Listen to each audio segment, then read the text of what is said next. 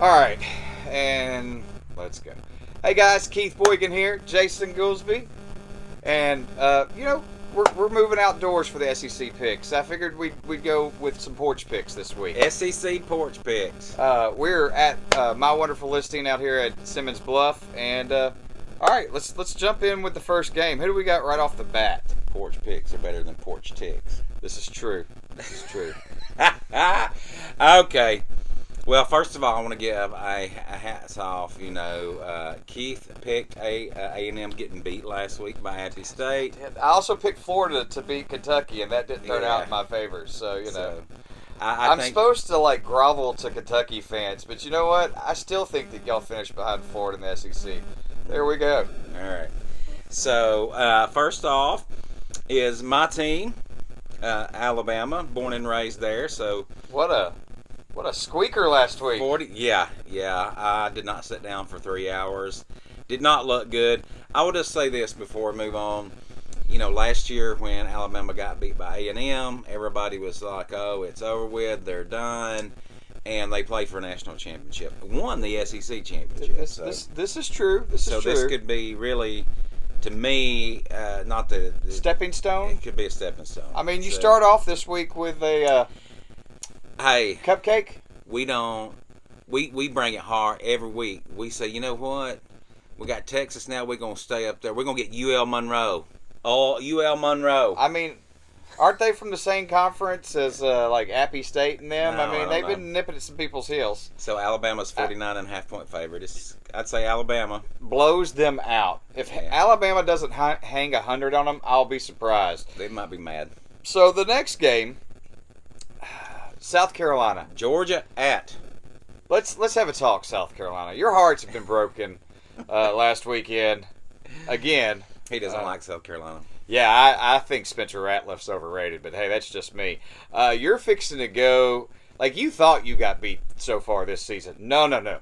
What Georgia's fixing to do to you is, I'm sorry. Yeah. Well, so I'm going with Georgia. I'm going to go with Georgia. I think it is the SEC, and anything could absolutely happen. If App State could beat Texas A&M, then South Carolina could technically probably beat Georgia. No. That is not my upset pick of the week. Yeah, it wouldn't be mine either. Youngstown State and Kentucky. I'm going to double down on the Kentucky hate here. Yeah, I would. This is my upset pick. You coming off the high of beating Florida at Florida. Yeah. This is the trap game. They all excited. They won their Super Bowl last weekend by beating Florida. So, Youngstown's? You got 29 more in a row to get to us. Just so everybody understands. Yeah, Youngstown State is, I don't know if they still are, but they used to be a Division II powerhouse. They used to play for the National Championship Division II. Yeah, that's when they had sweater vests. Actually, they were the champion my junior year. No, the Ohio State coach. Didn't he come from Youngstown State? I'm not sure. They used to be big rivals with Jacksonville State back in the old Division II days. And so, but I still go with Kentucky. This is your pick. Here's your upset, though. Okay? Yeah, it's my upset pick. That's right. All right. I just want Kentucky fans to know I picked it. Abilene Christian in Missouri. Hey, Missouri, I've got a great idea. I think y'all are going to win a game this weekend. I go with Missouri, too. If you disappoint us here, we're going to kick you out. They're not very good. Okay, this could be interesting here. Ole Miss and Georgia Tech. Georgia Tech hung in with Clemson for a long time in the opener. Now, granted, it was in Atlanta, so it was basically a Georgia Tech home game. But this is also in Atlanta, too. This is in Atlanta also, and I just don't know. I'll tell you, the ukulele guy, the quarterback, the Daniel Ukulele or whatever his name is, I still haven't figured out how to pronounce that. And I figured out how to pronounce Tagovailoa for several years. I still do not know DJ Ukulele. Not going to try it. Ukulele. I don't think he's a very good quarterback. But so Ole Miss is a 16.5-point favorite. Wow. No. I'm going to take Georgia in the points. If you take Georgia taking the points, I'll pick Ole Miss to win, though. Oh, yeah, yes. Yeah. Ole Miss probably squeaks it out. I'll go with that. Now, the next game is Penn State and Auburn. I don't think it's going to be pretty for Auburn fans. Are they trying to do a whiteout or something like that? Whatever y'all are doing to gain some hype, it's not going to happen. They're doing some special helmets. Padded? Yeah. Some padded helmets. Anyways. No comment about special helmets. Penn State. I am from the state of Alabama, and as much as I dislike Auburn, I still am not.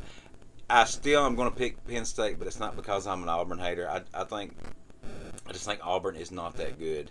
And last year, before they had the come apart, Auburn actually played Penn State a really great game. They did up there in Happy Valley. So, did they pull that one out? Yeah, no, they got beat. They got beat, but it was a really good game before Bo Nix did his usual come apart. So next, Vanderbilt and North Illinois. This would be my upset pick if I hadn't said Kentucky's going to lose again for the second week. So who would you pick? Oh, I would have gone with Northern Illinois. Mm-hmm. Well, they're the favorite though. I know, but yeah, to me that's an upset because Vanderbilt should be better than that because they're in the SEC. Well, I'm gonna let. I mean, I'm just being honest. I'm gonna let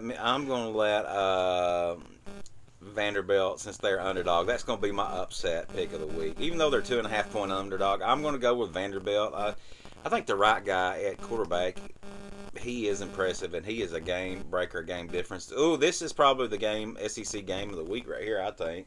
This next one, Mississippi State and LSU?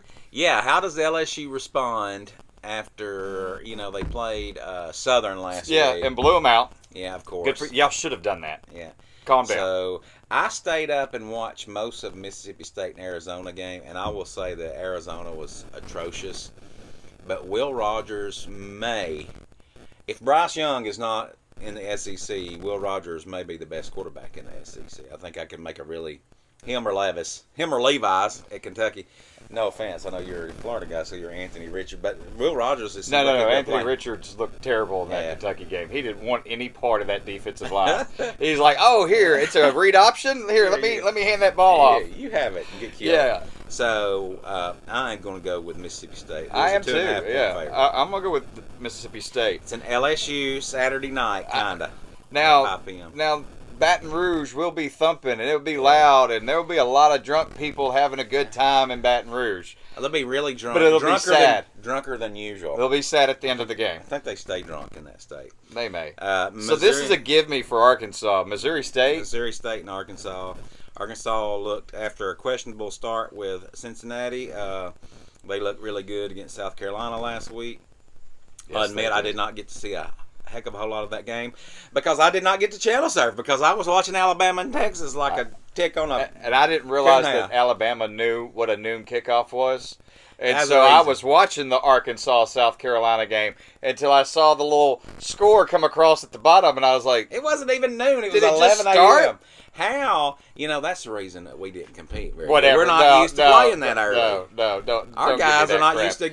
Our guys don't ever have to go to class, so they're not used to getting up that early. So all right, I'm going with Arkansas in this. How does Alabama-Texas get an 11 a.m. game? I don't know. Arkansas. But I did watch the Arkansas-South Carolina game. Arkansas may be the second best team in the West. They might be.